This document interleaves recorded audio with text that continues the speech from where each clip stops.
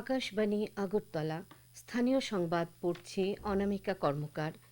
কৃষিমন্ত্রী রতনলাল নাথ জানিয়েছেন, রাজ্য সরকার রাজ্যে বিভিন্ন সময়ে প্রাকৃতিক দুর্যোগে ক্ষতিগ্রস্ত কৃষকদের আর্থিক সহায়তা প্রদানের সিদ্ধান্ত নিয়েছে। গতকাল মহাকরণে এক সাংবাদিক সম্মেলনে কৃষিমন্ত্রী জানান, রাজ্যে ৮১,৩০১ জন কৃষক ২৩,২১,০০,০০০ টাকারও বেশি এই ক্ষতিপূরণ পাবেন। ডিবিডির মাধ্যমে এই টাকা কৃষকদের অ্যাকাউন্টে ঢুকবে। এই ব্যাপারে আগামী ৪ জুলাই দক্ষিণ জেলার জোলাইবাড়িতে এক অনুষ্ঠানের মাধ্যমে এই টাকা তুলে দেওয়া হবে। কৃষিমন্ত্রী বলেন, এসডিআরএফ অর্থাৎ স্টেট ডিজাস্টার রেসপন্স ফান্ড এবং প্রধানমন্ত্রী ফসল বীমা যোজনায় কৃষকদের এই ক্ষতিপূরণ দেওয়া হবে। তিনি জানান, গত বছর ১৬, ১৭, ১৮ নভেম্বর দুর্যোগে রাজ্যের ৫৮,২১০ জন ধান চাষি ক্ষতিগ্রস্ত হয়েছেন। ২৩,১৭১ হেক্টর জমির ফসল নষ্ট হয়েছে। এতে ক্ষতিপূরণ বাবদ মেটানো হবে ১৪,৫৮,৯৪,০০০ টাকা।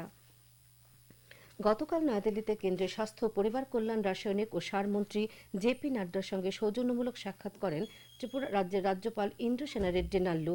রাজভবন থেকে এই সংবাদ জানানো হয়েছে। রাজ্যে স্বাস্থ্য ব্যবস্থাকে ঢেলে সাজাতে সরকার অগ্রাধিকার দিয়ে কাজ করছে।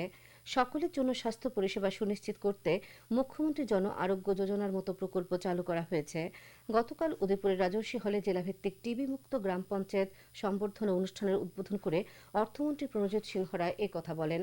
অনুষ্ঠানে অর্থমন্ত্রী দুজন টিবি রোগীর হাতে পোষণ কিট তুলে দেন। জেলার ৮টি ব্লকের ৭টি টিবি মুক্ত গ্রাম পঞ্চায়েতকে সম্বর্ধনা দেওয়া হয়।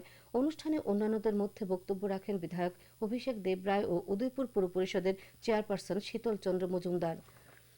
আসন্ন ত্রিস্তরীয় পঞ্চায়েত নির্বাচনকে সামনে রেখে ৫৯ জেলাতে প্রশাসনিক প্রস্তুতি পর্ব চলছে।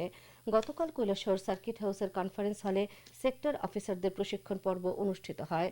মোট ৩৬ জন সেক্টর অফিসার প্রশিক্ষণ গ্রহণ করেন। উপস্থিত ছিলেন ৫৯ জেলার জেলাশাসক দিলীপ কুমার চাকমা, অতিরিক্ত জেলা শাসকদ্বয় দশরথ দেববর্মা ও অর্ঘ্য সাহা, বরিষ্ঠ উপসমাহর্তা বিজয় সিনহা প্রমুখ। বিভিন্ন ব্লকের বিডিওরাও এতে অংশ নেন। অষ্টাদশ লোকসভার অধ্যক্ষ নির্বাচিত হলেন প্রবীণ বিজেপি সাংসদ ওম বিড়লা।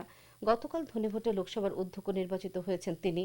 ওম বিড়লার কাছে হেরে গেলেন বিরোধীদের প্রার্থী তথা কংগ্রেস সাংসদ কে সুরেশ।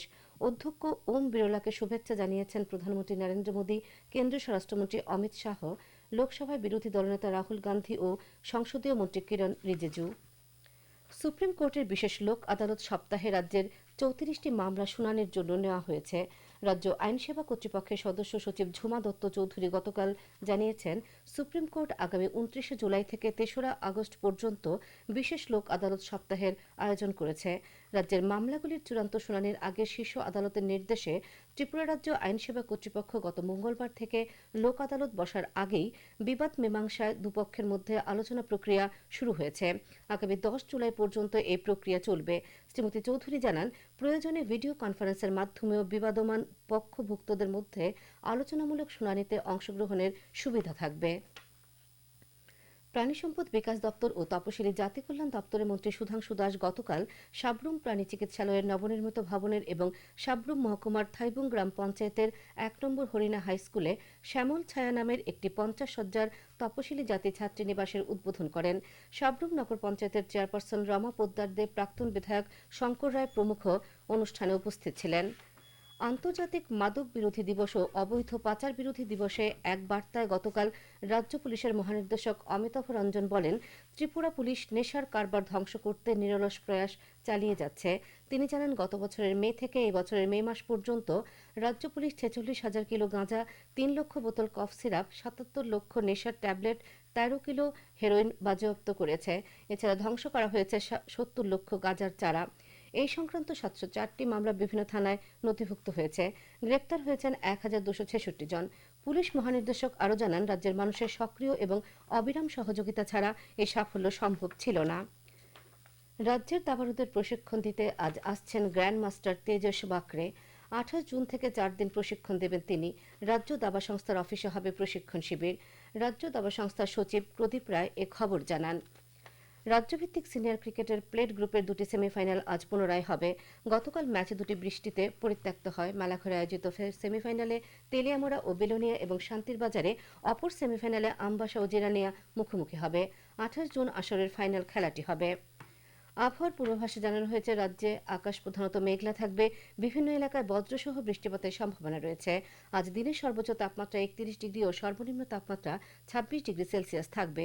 আজ ভোরের সর্বনিম্ন তাপমাত্রা ছিল 26.6 ডিগ্রি সেলসিয়াস। সকাল 5:30 পর্যন্ত বৃষ্টিপাতের পরিমাণ ছিল 24.4 মিলিমিটার। গোমতী, সিপাহীজলা, পশ্চিম জেলা, খোয়াই ও ধলাই জেলাতে কিছু এলাকায় মাঝারি বৃষ্টিপাতের সম্ভাবনা রয়েছে। স্থানীয় সংবাদ এখনকার মতো এখানে শেষ হলো।